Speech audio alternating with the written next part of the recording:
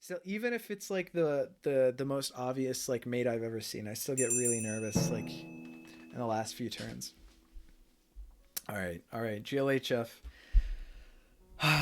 Okay, we're playing this. We're playing against C4 C5, or I guess just C5 here. Something weird. I don't know when C5 happens because um, I guess here it's against like this, right? This is interesting. Yes, yes. Let's try and figure this out. The immediate C5 is really interesting. Oh, this happened like our previous game, right? This is what happened. Glad to catch 18% of your stream. It's going to leave. Yeah, GLHF Pseudo Abstract Manner. Thanks for stopping by, Tutor. It's always a pleasure to see you. I'm really glad that you've been able to like consistently hop by the stream. It's a pleasure. But yeah, get some sleep, man. GG's. You gotta play more of this game. You gotta promise me to try to play more of this game. All right. Let's see what's happening here. We could take here. Taking here seems ill-advised. This structure here is definitely scary. As we saw last time, he's sort of opening this, you know, like this queen situation here.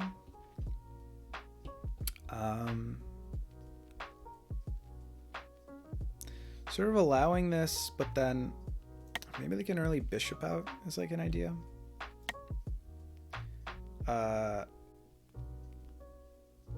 One thing that we want to do is, well,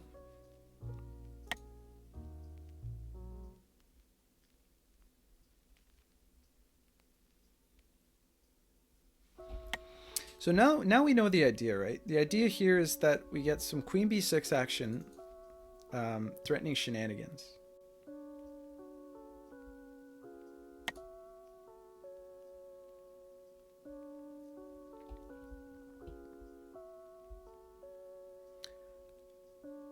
Maybe we pawn here, and then, I mean, the bailout strategy here is, of course, just the queen out like this.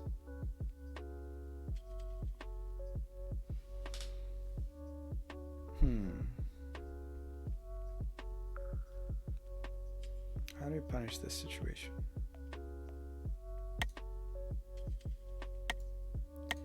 I mean, our queen is always looking here as well. Immediate bishop is an idea. Here just blocks the diagonal immediately.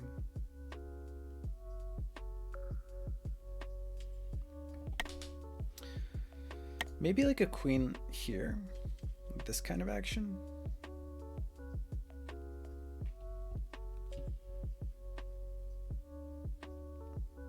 I don't know what's best here. I think it's tricky.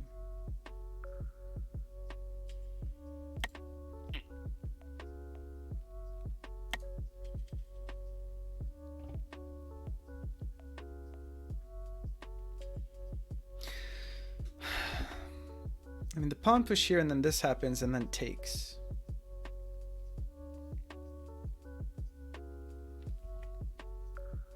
And then he's got sort of a better, I guess, structure here, like this. I kind of like that actually, because then we threaten f7 shenanigans, right? Just takes right here and now. Just takes right here and now. Okay, so now we force the issue.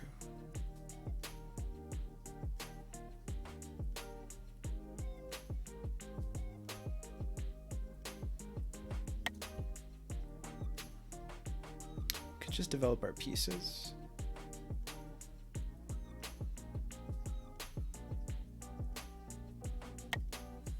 Oops. Maybe one of these. Can't go back here. Could I guess go back here. The problem with this move is that it blocks our other bishop in. This could also be good.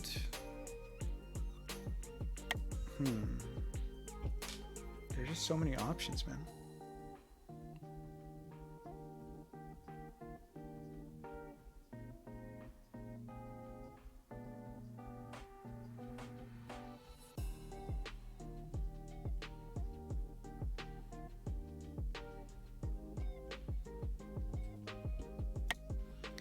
here and then push.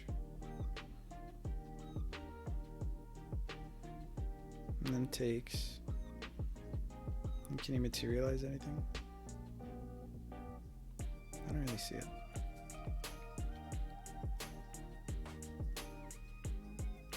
What are the ideas? Here and then here? And then what? Just here? Maybe we do some of this. Let's just see what happens.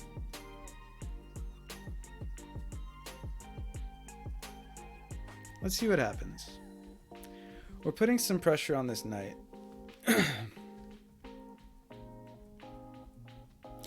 This queen here has to be more of a liability than an asset, right?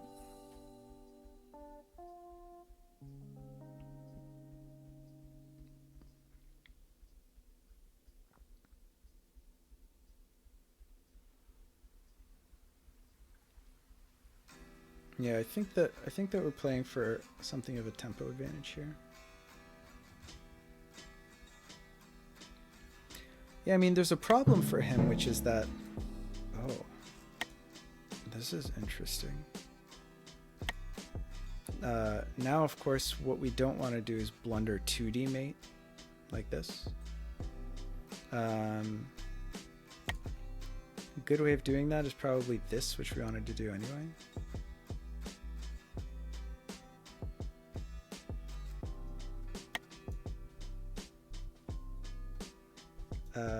And then he can't time travel to this board.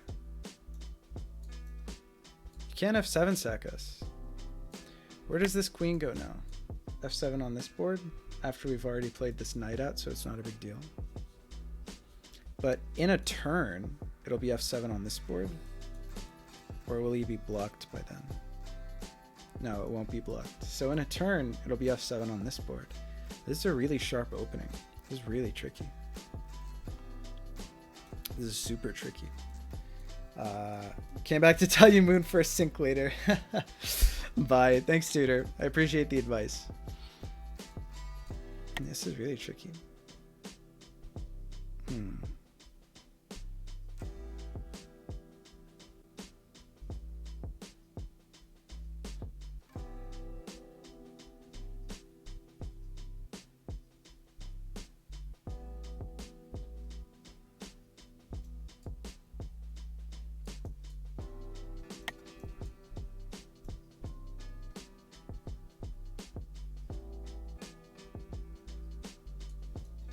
Maybe the bishop here is the better play.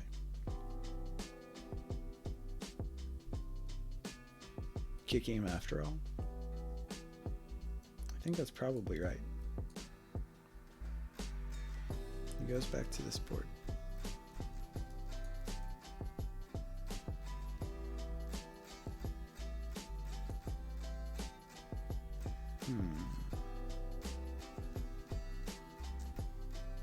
Yeah, it's really tricky.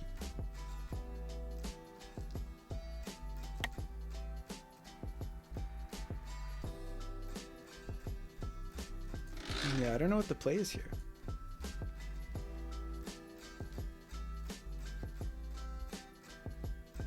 Maybe even this. Because you can't go back immediately and we threaten the... Maybe this is the play. It seems crazy. But I think it's probably the play. Because then he can't sack next turn, and he doesn't have a good sack this turn. Like, if he wants to sack here, he can be my guest. I think it's very bad. I think it's very bad. But yeah. I think this is probably better for white. I think it's probably better for white.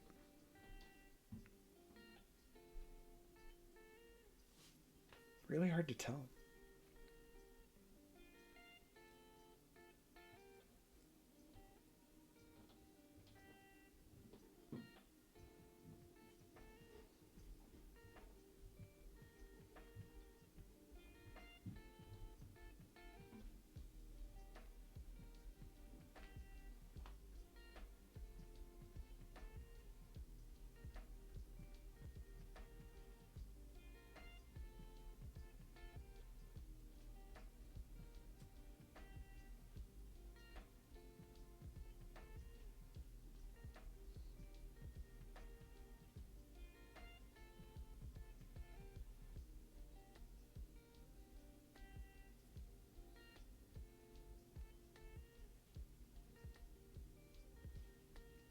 Who's hanging out in chat? Who's around right now? One thing I don't understand is in Streamlabs, I don't know if anyone can answer this question. When I hit users in chat, I see like 15 people here, but the viewer count, it tells me that there are 5 viewers. So is that maybe like if someone has the stream muted in another tab, then it doesn't count them as viewers, but it counts them as in chat maybe?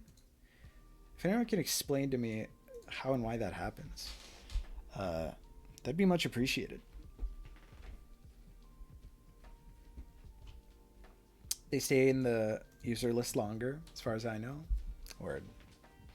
I am. Oh, Dom's still here. Word. Yeah, I don't know how that works.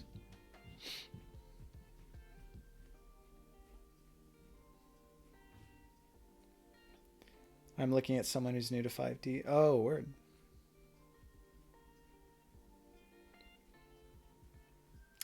Teaching about all of the agonals. Yeah. Plenty of agonals to worry about in this game.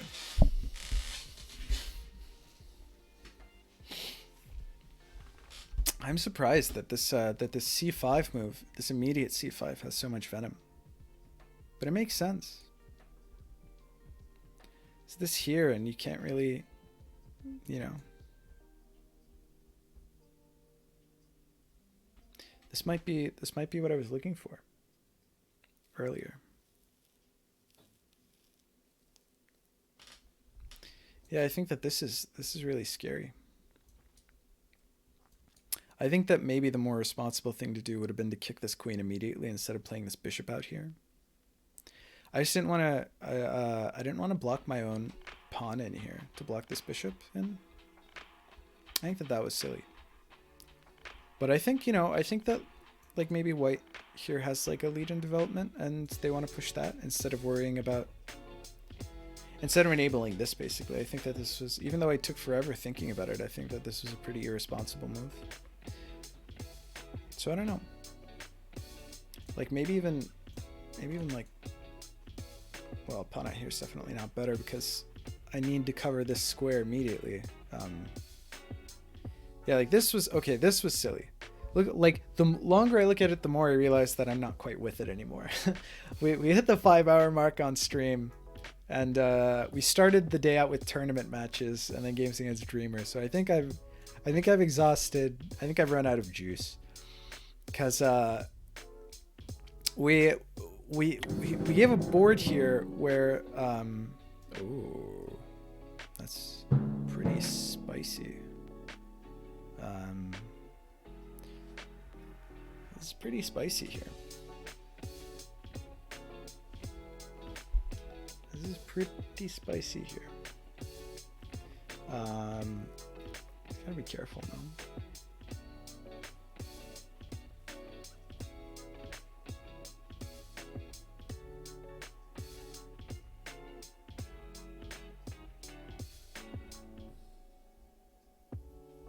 This is not what I expect. Let's think here. I have to be careful. Yeah, no, this bishop move was absolute insanity. I have no idea what I was thinking about. Like all he had to do was wait. Well, I mean, we prevented the sack here, but I gave him a board where he's defending f7 or f2 with his own queen, and it's like immediate mate. Like that was insanity. I don't know what's going on here. But okay, we could just take this queen here. The problem with that, of course, is that again we enable this queen to travel back in time to a board where he covers f2 on with his own queen. So this is ill-advised, to be sure.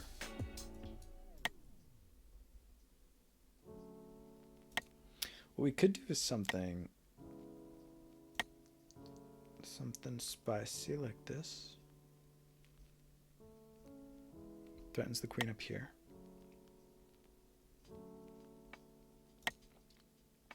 Let's see, if we do this though, straight up, then we can just take both queens, right?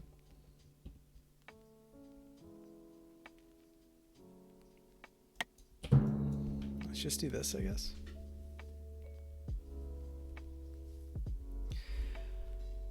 Because if we can just take both queens, and he can't take back. Actually, maybe queen up here would have done the job as well. Probably that was the better play, if I'm honest. Because I actually don't cover this square with this. I don't know. We'll see. We'll see.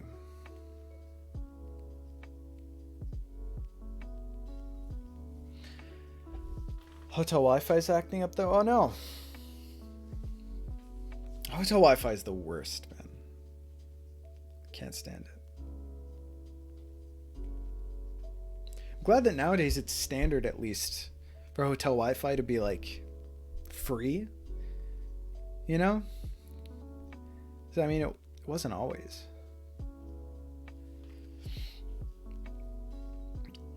But yeah, it's always pretty trash. Whoa. Yeah, doesn't that bring its own host of challenges here? So we can threaten some other shenanigans. We've got a force-X of our own here in a turn, right? Yeah, like next turn we hit. Well, like I guess that doesn't quite work because there's a knight there. Okay, so here he defends his own queen with this. He defends his own queen here, but we can take here on this board, right? Are we quite happy with this? Alternatively, we can do this, which also threatens the queen on this board.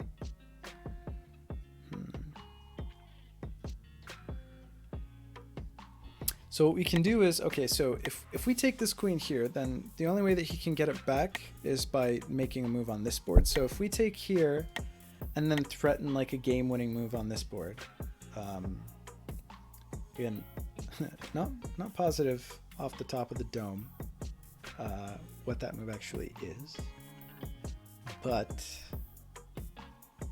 if we threaten it, I guess it threatens taking back with this knight, but that's not good, is it? I guess we win a queen in the process.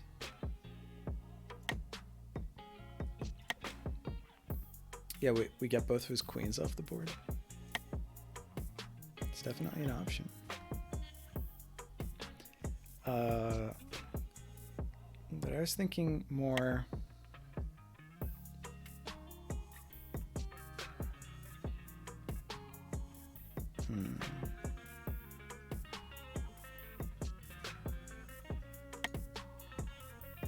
Could also like, well, no, not quite.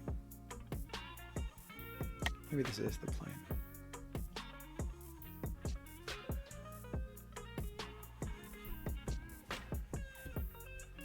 I think this is probably the play.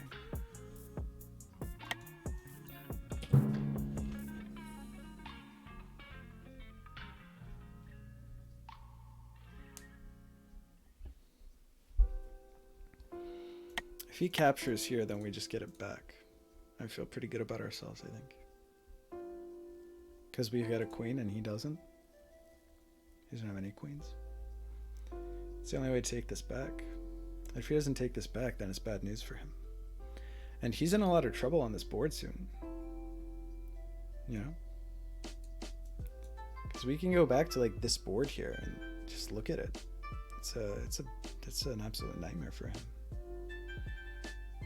You know? If we sack here with the bishop, then, you know, he has to recapture. I could run it away. Because this queen's not here. But we could get a queen over there. Sack with the queen as well. I don't know. I feel like there are a lot of opportunities. It is the free Wi-Fi, yeah. Yep.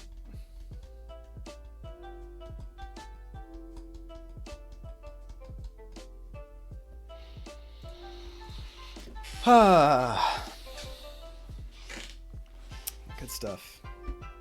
Good stuff today. I'm fascinated by this c4 play. I think this needs to be explored. c5 here. I don't really know what black does after. I think that this was insane. I think that maybe maybe a more tame option is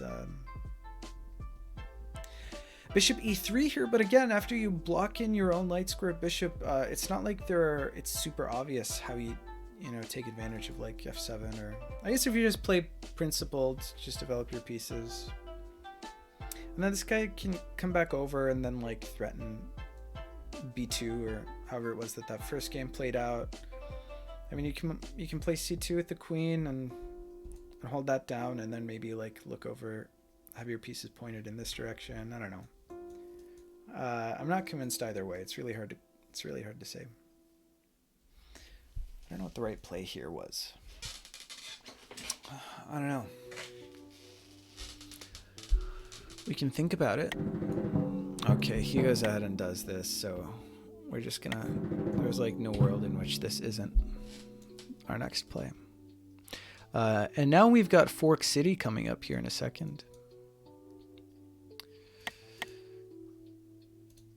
Fork City. Population us. I don't even know if it's worth forking. What it does do is threaten mate. Okay. Fork City here kind of threatens... Well, no, not really, because we have a... Alright, well, I'm a bit frustrated that he took our bishop there. Let's think here.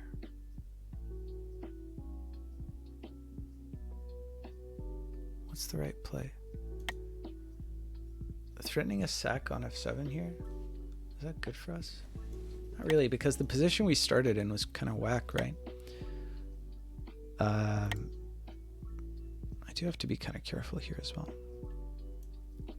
This is a bit of a tricky position. This square is covered by this bishop and this queen, so I'm not super worried about it.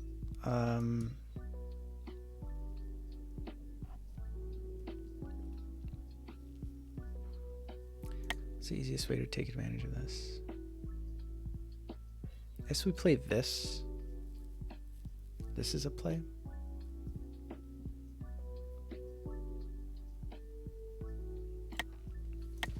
Thinking this here, but then time traveling to like back here doesn't necessarily... Well, okay, it would be 2 turns in the past. So if we go here, then we would time travel to here on this board like this. And then if this happens, then, you know, I don't know, we have like queen like this. Well, okay, it doesn't quite work because this knight's here.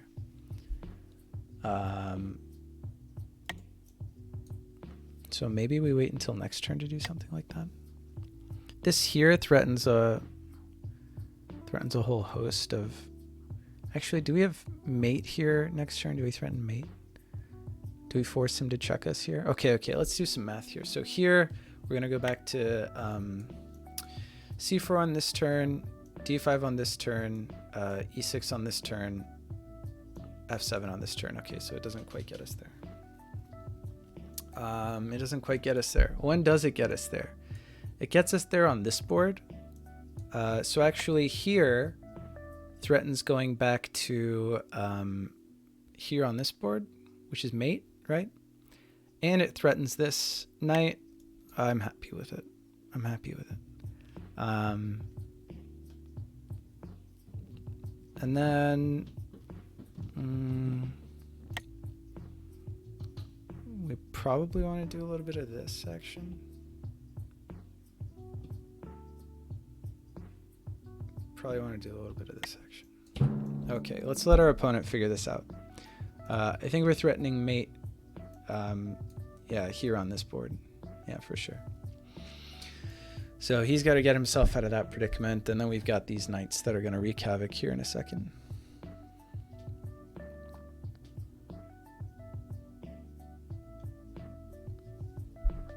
I think I'm happy with our position here in this game. This Twilight City? No, this is 5D chess. Hope you find out how big the population in said city is, Cement. Going to sleep now. Alright, thanks for checking in, Romad. Really appreciate it. Wish we could have played some games tonight. But, you know, there's always another opportunity for that. Sleep well. Take it easy. It's late as fuck there, so, you know. Poison says goodnight, Romad. But I mean, Romad famously, along with Andre and Lexi, just is completely nocturnal, you know. So it's a shock to me that even at, what is it, like almost 3 a.m. there? That he's going to bed this early. Forks is the city in which the sparkly vampire novels are located. Oh my god, you're right. That's the Twilight one. 2 a.m.? Okay. Not quite so bad. Good night to you too. But that's Forks City. Just doesn't work. That's just silly. You know, let's not get carried away here.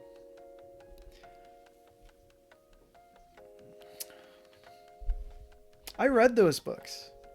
Like I read the books, all of them. I didn't even watch the movies. But don't you have multiple forks? That's true. You're not wrong. Cause it was just, I remember very distinctly, in 8th grade, walking into class and seeing like that on average in every classroom, there were more copies of those thick black hardcover books than there were like people in the class almost. Certainly they outnumbered the girls who were the only ones who owned them. And I just needed to know what was up. And I read all of them. They're really easy to read in terms of, you know, just like binge reading through them. Like that lady knew what she was doing, you know, in terms of like, hold on. Do we not just win? Is this not just mate o'clock? Do we believe our opponent here? I don't think we believe our opponent here. Right? Yeah, there's no way we believe our opponent here. This is soft mate for days here. Yeah, we don't believe our opponent. As a literature major, this hurts my ears to hear. I know my girlfriend is a lit major. She was. Now she's doing a master's, but we talked about this ad nauseum. You know, it's by no means is the writing good.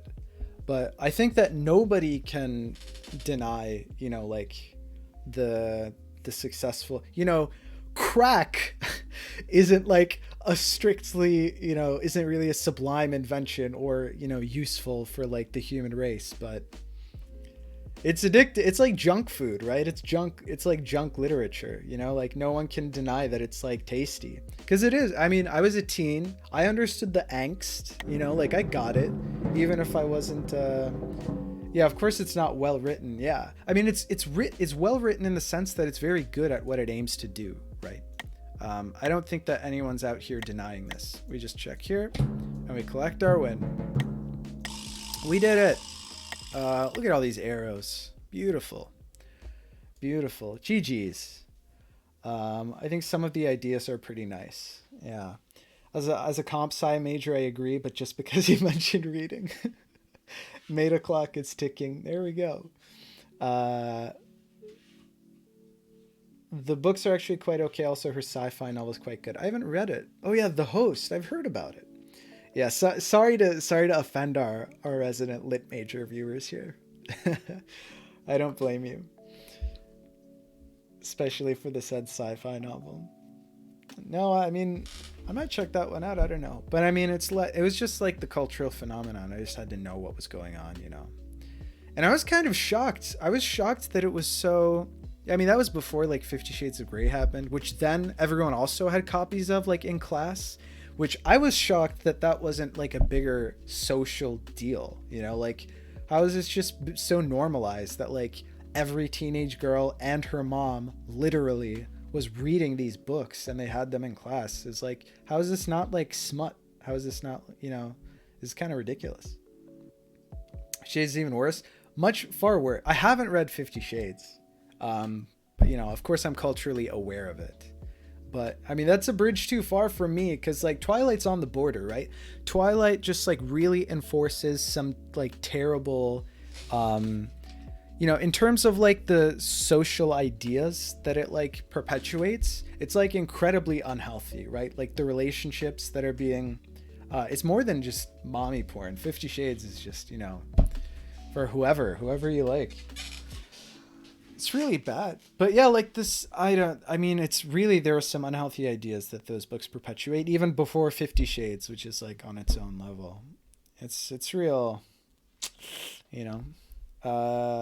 Hold on, we gotta check out these image not found. Image not found, my dude. I don't know what's going on there. Oh, it's because it thought that the URL was like clipped by because there's a comma. Okay. Well, suspicious image links. We're used to that in our chat. Okay, this is a bit silly. This is Roman's contribution to the discussion. There we go. There we go. Yeah. Well, this is actually pretty offensive. Okay, I mean, we're playing into the stereotypes here, but, you know, physicists, it's our job to, like, shit all over engineers. It's just, like, and I hate to sort of fuel the fire, but, you know. Pseudo Abstract Meta's gotta get dinner. All right, thanks for the games and the ideas. I really need to look at more of this C5 business, because I think it's very unclear. I think that it's very sharp. And that there are a lot of ideas for black. So thanks for showing me. Yeah, that was GG's. But yeah, I mean, as a math major and a physics major, I don't think engineers are good at math. But I'm also not gonna play into the juvenile, you know, like the tribal mentalities that are perpetuated in higher education. I think it's silly, but it was a good joke. I didn't mean to sort of, you know, bog us down with it's some lighthearted humor that I can appreciate. That's a good one. But no, of course, no redeeming characteristics for engineers. They can't spell and they can't do math, so what are they good for? /S. I'm sure I have a lot of engineers that watch the stream. That's why they need so many of them. Also, 50M Shades is also bad because it stole the title of a really well-written book by Jasper Ford, which is titled Shades of Grey. I've heard that, but I'm not familiar with the original, I guess. Everyone keeps track of one number. Is that how it works? Bad writing and plagiarism. What a steal. Yeah, good whammy. I mean, regardless, she really cashed out.